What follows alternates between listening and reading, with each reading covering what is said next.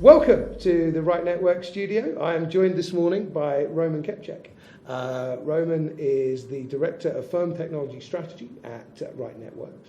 But for 23 years has been working with some of the largest firms, 450 of the largest firms in the US, as an outsourced technology consultant, bringing technology and helping them develop their strategies around their workflows.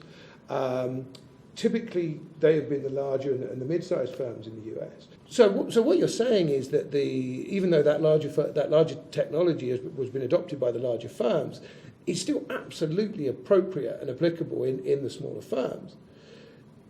What is stopping them? Why is adoption significantly lower in those firms that have, say, less than 10 staff? I think over time they've become very comfortable with the tools they have in place. And they've become very efficient the way they use those tools. And so whether it's a check-in list at the front end, a due date program that's standalone, or they have a status update in the tax program, the reality is they think they're efficient.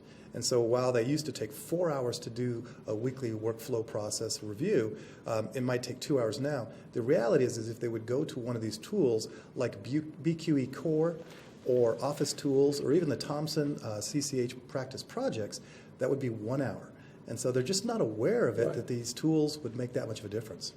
So I wonder what is stopping them from being aware, because if you are motivated to explore this marketplace, then it's not difficult to find out what's available. You can come to a conference, as we are today, or there's heaps of resources out there.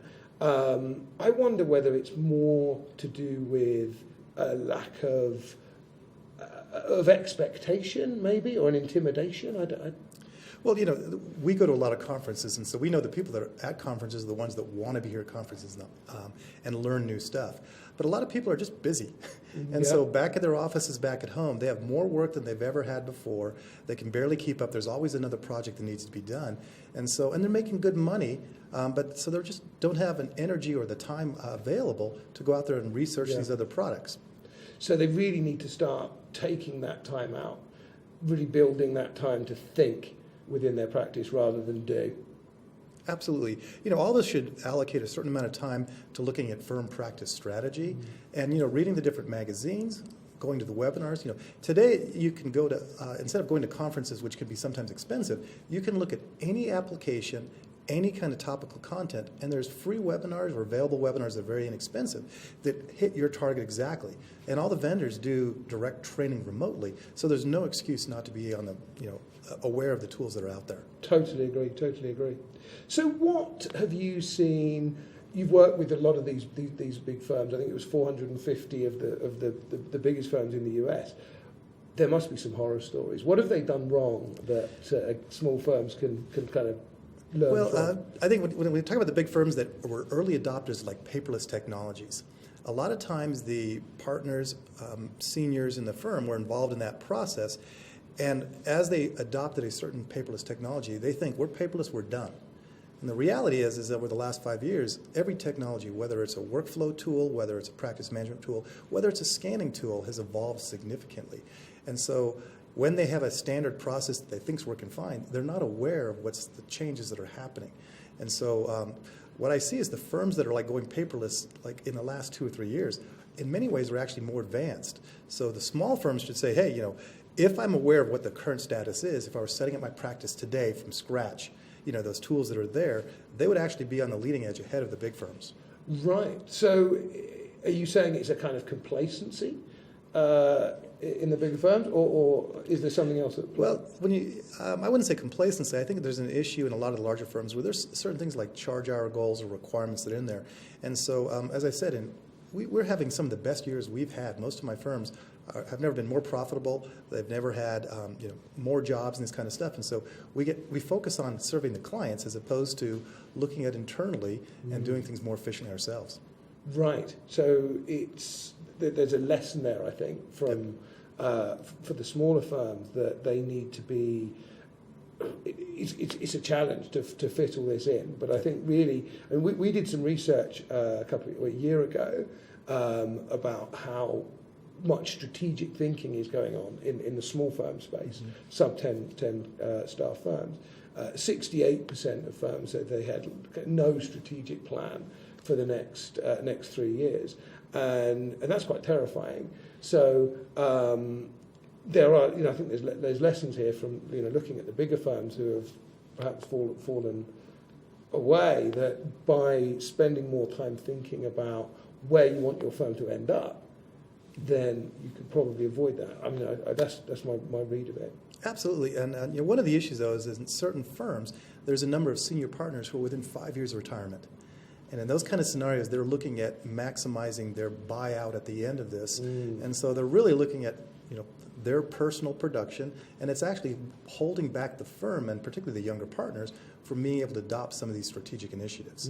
Yes. Well, this is another thing we discussed last night, was about how those firms, the more perhaps traditional firms that have remained compliance-based are likely to end up with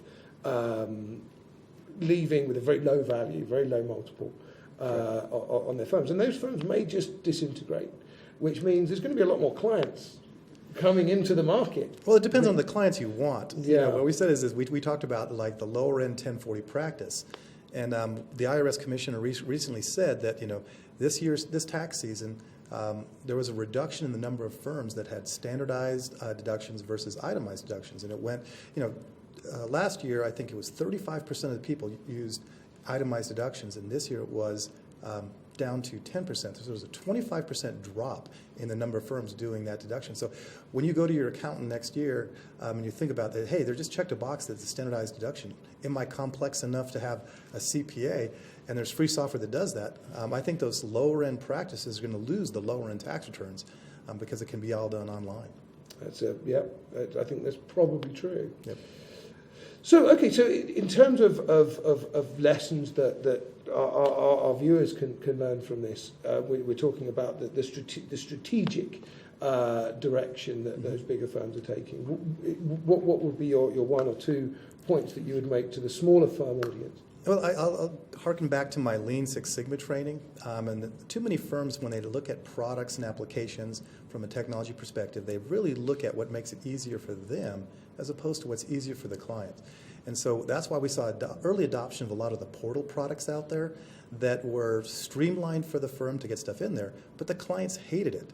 And so those integrated tools, they really didn't get adopted well, and that opened up the door for products like C Paperless, Safe Send, Safe Sign, SurePrep Tax Caddy for Citrix Share File and Write Signature to fill that gap and make it customer-friendly, easy, and as well as for that client to fill out the information, get it done, and get back to us, and do it in one swoop. I think that's absolutely right. So not thinking about your own processes, but put your client and the client experience at the heart of any change that you're going to adopt. Yeah, because if a client loves your process, they'll share it with other people. If they hate it, they'll share it with other people. And the reality is most people remember the negative stories, as opposed to, if it's a good thing, they'll say, it's okay. Yeah, and if it's bad, they'll say it's horrid. That's wonderful. Yeah.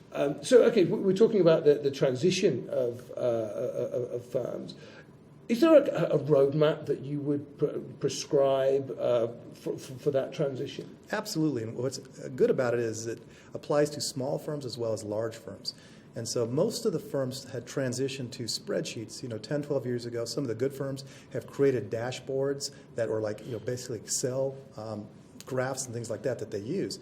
Well, now there's tools that actually integrate more data and create better dashboards. So if you think about the natural transition, we're going from those spreadsheets to the adoption of APIs, application program interfaces. And this was actually an area where the smaller firms were adopting faster than the larger firms. They figured out the APIs their clients needed or were using already, whether it was payroll, inventory, point of sale, and then plug that data into QuickBooks.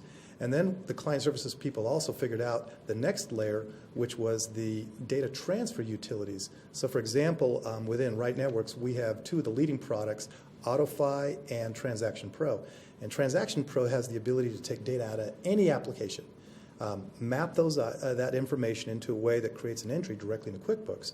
And with AutoFi, it can be done 24 hours a day, so it rolls in. And so there's no reason we have to recreate data anymore. No. And then the next layer after that is there's tools called robotic process automation. And so once firms get those first two levels in play and people understand how to use those, robotic process automation, there's tools that can actually, they're like macros used to be with Excel Word. We can take human keystrokes and memorize them, going into different accounting applications, bringing that data, processing it, things, if it's a rote process over and over again, that can happen automatically. Matter of fact, one of the firms that was on my panel last week, they realized a person was going out to the IRS website 20 hours a week. They were basically updating the status of their returns. They did about 20,000 returns. So 20 hours a week, they realized they were doing the same keystrokes and then putting it in their practice product, which was Practice Engine. By writing a program that used robotic process automation, it does it every 60 seconds for these 20,000 returns, and it takes no time at all, with no errors and accuracy. So that's kind of the digital automation. And then the part that everyone should be doing today is making sure they're using a data visualization tool. And those are tools like Tableau, Qlik, Microsoft Power BI, BizNet. The one we think is going to win in the long run, honestly, is Microsoft Power BI. That is their version of visualization tool. They acquired a tool, and it's plugged into the standard Office 365. So accountants being so Microsoft-centric, whether we love them or hate them. I joke that, I used to be an expert at WordPerfect and Lotus 123, but the fact is as accountants, we are Microsoft-centric. And this Power BI tool gives them the ability to visualize data. So if I'm consulting with you and giving you advice on how to reduce your receivable cycle or collection cycle, I can actually create a dashboard with that's updated daily with that combination of tools so that you're giving them live, real-time advice that they can count on, as opposed to the month after getting a report that says, this is what we're supposed to do with it. So simple lesson for the small firm and the big firm. Yeah, absolutely. Capture the data at its root sort. That was the thing we talked about, Lean Six Sigma. Build quality control into that so that you can rely on that data, and then make sure it's available on a digital platform.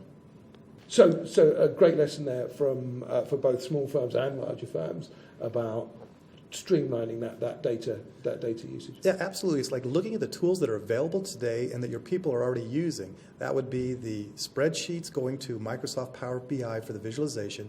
It's using the APIs and the data transfer tools like AutoFi and Transaction Pro that capture that information. And then helping your clients understand to create that dashboard and information in such a way that they can be more proactive and forward-thinking as opposed to reactive and waiting for the month after to get the information out of the system. So Roman, we were talking about how, particularly from an external data perspective, how firms are transitioning, both big firms and small firms. Can you see, is there a roadmap that they can follow? What steps would they take? Absolutely. And as you pointed out, it's the same roadmap for small firms or large firms. It's just customized to their own client base.